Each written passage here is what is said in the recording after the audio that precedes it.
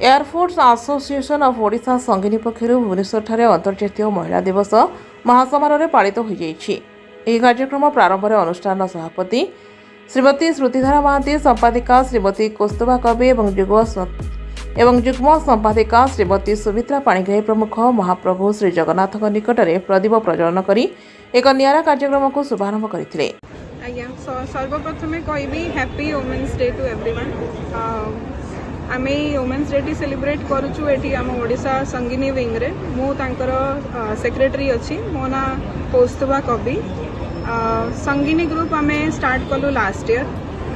बहुत उत्साहित सहित आमर सब मेंबर से जॉइन कले, समस्ते निजर पार्टिसिपेशन देले। आम यही संगिनी ग्रुप थ्रू रे चाहूचु कि आम सोसाइटी किसी करवा। आम as a air veteran wife आमर भी सोसाइटी किसी काम अच्छी। यहाँ पर महिला मानक संपर्कित विभिन्न कार्यक्रम आयोजित होता।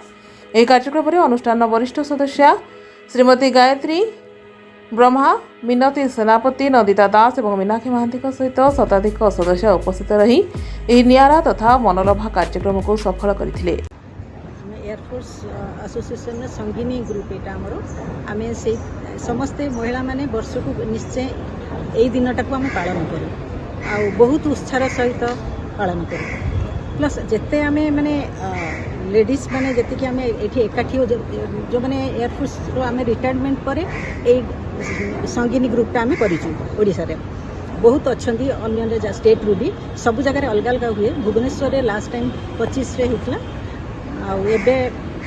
ए वर्ष सेकेंड टाइम है।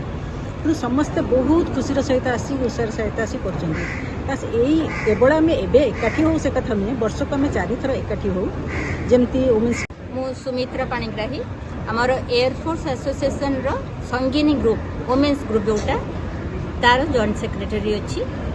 आमे आमर ये जो संगिनी ग्रुप गोटे छोट पिला भली गोटे वर्ष है मात्र जन्मलाभ कला।